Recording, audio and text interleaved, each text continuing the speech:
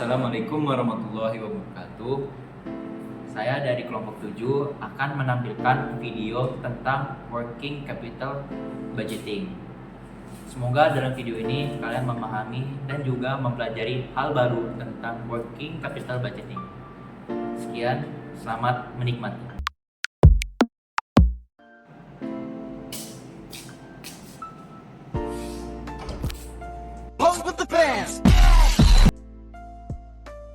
Baik, di sini saya akan menjelaskan pengertian dari working capital budgeting.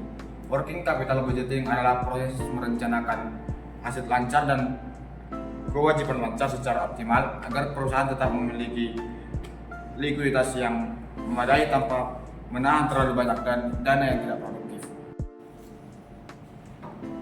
Tujuan working capital budgeting. Ada 5 tujuan working capital budgeting, yaitu yang pertama, menjaga kecukupan kas untuk membayar kewajiban jangka pendek. Yang kedua, mendistribusikan dana secara efisien antara persediaan, piutang, dan kas. Ketiga, menghindari risiko kehabisan modal kerja yang dapat menghambat operasional. Keempat, yaitu mengurangi kelebihan dana yang tidak menghasilkan laba, misalnya kas mengendap. Yang kelima, yaitu meningkatkan profitabilitas melalui pengelolaan aset lancar yang efektif.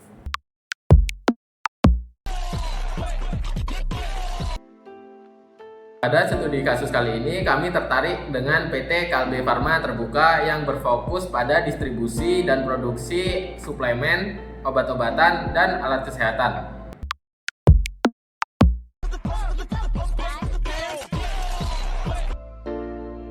Nah, selanjutnya, dan untuk analisis studi kasus ini, kami menggunakan laporan keuangan langsung dari IDX, yaitu laporan keuangan dari PT Kalbe Farma tersebut dari mulai tahun 2021 sampai tahun 2024. Untuk metodenya sendiri, kami menganalisis mulai dari CCC, DSO, DSI, bahkan sampai DPO untuk menganalisis apakah perusahaan Kalbe Farma itu sudah tepat dalam melakukan capital budgeting untuk perusahaannya.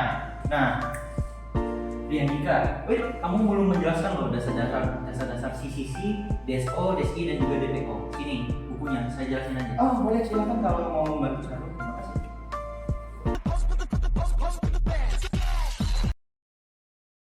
Kelompok saya menggunakan buku dari Arthur J. Cohn, John D. Morgan, dan juga G. William Verity dan David F. Scott Jr. Nah, buku ini judulnya Prinsip dan Penerapan Manajemen Keuangan yang jilid kedua. Nah, apa itu CCC?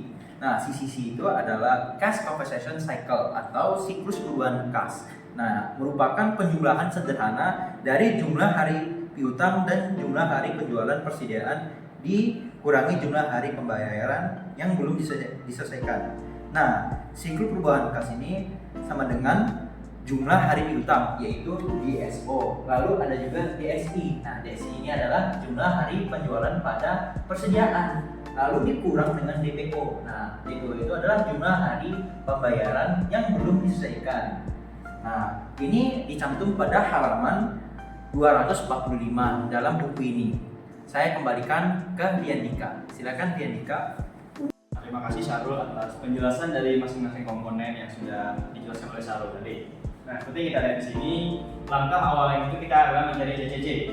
Tapi untuk mencari CCC, seperti kita lihat pada rumusnya di buku ini, CCC itu cara mencarinya adalah dengan DSO ditambah DSI dikurangi dengan DPO.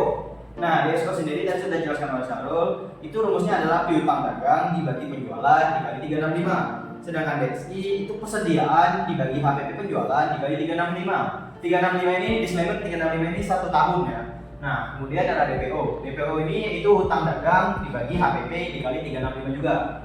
Nah, kami sudah menghitung semua laporan keuangan itu dari tahun 2021 sampai tahun 2024 dan dapatlah angka ini. Itu yang pertama tahun 2021 dengan DSO, DSI, DPO-nya dan menghasilkan CCC sekitar 139, tahun 2022 147, 5742 dengan CCC-nya 162, tahun 2023 DSO 138, DSI 56, DPO 43 menghasilkan CCC 151, tahun 2024 142, 54, 40 menghasilkan CCC 156. Nah, tadi kan sudah saya jelaskan mengenai komponen-komponen sederhana dari apa yang kami analisis tersebut. Nah, tahap selanjutnya adalah kami akan mencoba melakukan simulasi langsung dari Tunggu dulu Dika, sebelum Dika melanjutkan ke simulasi tadi, saya akan menjelaskan rekap singkat dari data keuangan pada tahun 2021 hingga 2024. Nah, pada 2021 sebesar 139, tetapi mengalami peningkatan pada 2022 sebesar 162 karena dikarenakan peningkatan persediaan dan pasca pandemi. Lalu 2022 ke 2023 mengalami penurunan karena perbaikan dari pengelolaan persediaan. Nah, pada 2023 ke 2024 mengalami sedikit peningkatan yang dari 151 menjadi 156. Ini akibat peningkatan dari penjualan ekspor. Nah, secara umum likuiditas membaik pada tahun 2023 dan kembali stabil pada 2024. Terima kasih Adit atas penjelasan singkatnya. Oke, Dika. Nah, nanti tahap selanjutnya adalah kita akan langsung saja melakukan simulasi langsung dari setiap rumus-rumus yang ada di sini. Karena kita masuk ke tahap simulasi langsung dari perhitungan setiap rumus-rumus yang ada pada komponen-komponen analisis kami. Nah, dari awal pertama kita mencari CCC, singkat saja tadi. Nah, CCC seperti yang sudah dijelaskan tadi, CCC adalah rumusnya dengan menambahkan DSI ditambah DSO dikurang dengan DPO. Nah, ini sudah kami cari sebelumnya datanya. Yang pertama DSI-nya di angka 56 hari. DSO-nya itu 138 dan DPO-nya adalah 43. Ini dikurang ya, 43. Nah, dari hasil penjumlahan 56 ditambah 138 dikurang 43, kita dapatlah angka CCC ini di angka 151. Nah, kemudian kami juga menggunakan indikator NWC dan BCT. Nah, kami sudah juga mencatat rumusnya di sini. Untuk NWC atau net working capital itu rumusnya adalah aset lancar dikurangi dengan kewajiban lancar. Nah, sedangkan BCT atau working capital turnover itu rumusnya adalah penjualan bersih dibagi dengan NWC yang sebelumnya. Nah, untuk mencari NWC yang kita butuhkan adalah aset lancar dan kewajiban lancar. Di sini kami sudah menganalisis laporan keuangan dari PT KB Pharma. Nah, yang akan kami contohkan adalah tahun 2023. Nah, aset lancar pada tahun 2023 itu yang pertama adalah 15,9. Ingat ini satunya dalam satuan triliun. Kemudian kewajiban lancarnya ada di angka 10 triliun. Nah, ini sudah mencakup untuk menghitung NWC. Karena NWC tadi rumusnya aset lancar dikurangi kewajiban lancar. Langsung saja kita hitung. Berarti aset lancarnya di angka 15,9 dikurangi dengan tadi kewajibannya di angka 10. Nah, ini tinggal kita kurangi saja. 15,9 dikurang 10 itu jelas hasilnya 5,9. Jadi net working capital untuk tahun 2023 adalah 15,9. Nah, kita sudah mendapatkan NWC. Sekarang kita bisa menghitung working capital turnover. Nah, working capital turnover tadi rumusnya adalah penjualan bersih dibagi dengan NWC. Nah, penjualan bersih sudah kami analisis juga di laporan keuangan, yaitu di angka 30,4 triliun. Ini langsung kita hitung saja. Berarti penjualan bersihnya 30,4 dibagi dengan NWC. Tadi kan rumusnya dibagi dengan NWC, berarti NWC-nya sudah kita dapati yaitu di angka 5,9. Nah, untuk hasilnya kan dibagi dengan 5,9. Nah, untuk hasilnya adalah 5,15. Nah, apa artinya 5,15 ini? Yang berarti setiap NWC atau net working capital yang dihasilkan itu turnovernya sekitar 5,15 atau 5,15 kali lipat. Tadi perhitungan atau simulasi perhitungan yang kami lakukan di tahun 2023. Nah, sebenarnya kami sudah melakukan full perhitungan dari tahun 2021 sampai tahun 2024. Bentar. Nah, ini adalah perhitungan kami untuk laporan keuangan tersebut dari tahun 2021 sampai tahun 2024, yang dimana working capital turnovernya bisa kita lihat di sini dari mulai 4,31 sampai 4,79.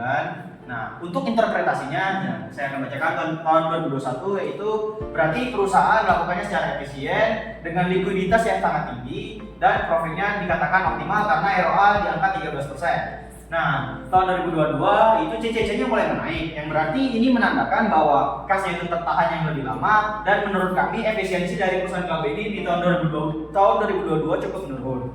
Nah, selanjutnya pada tahun 2023 CCC-nya mulai recover kembali, mulai turun kembali, dan working capital turnover-nya dilihat mulai meningkat. Nah, ini berarti sangat bagus. Perbaikan pengelolaan persediaan dan piutang dari PT KB Pharma ini terlihat membaik dan likuiditasnya mulai membaik juga. Nah, pada tahun 2024 mulai stabil, CCC-nya tidak lebih dari tahun 2023, dan WCT-nya atau working capital turnover-nya stabil di angka 4,79 dengan ROA 12%, yang berarti perusahaan mulai stabil dan menunjukkan keseimbangan antara likuiditas dan profitabilitasnya. Kesimpulan pada materi kali ini yaitu yang pertama, efisiensi modal kerja sangat berpengaruh terhadap profitabilitas.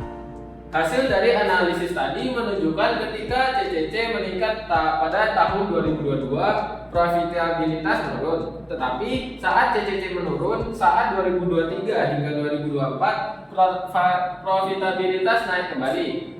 Yang kedua, KB Pharma berhasil menyesuaikan kebijakan modal kerja. Setelah kenaikan persediaan pasca pandemi, perusahaan menekan days inventory atau days receivable sehingga likuiditas kembali stabil. Yang ketiga, penganggaran modal kerja KB tergolong efisien dan adaptif. Nilai working capital turnover konsisten di kisaran 4-5 kali dan net working capital positif setiap tahun, menunjukkan kemampuan perusahaan menjaga keseimbangan antara likuiditas dan profitabilitas. Nah, jadi itulah analisis singkat kami mengenai materi working capital budgeting ini. Bila ada salah-salah kata, kami mohon maaf, dan bila ada kesalahan lainnya, kami juga mohon maaf. Terima kasih. Kami dari kelompok 7 mengucapkan terima kasih. Wassalamualaikum warahmatullahi wabarakatuh.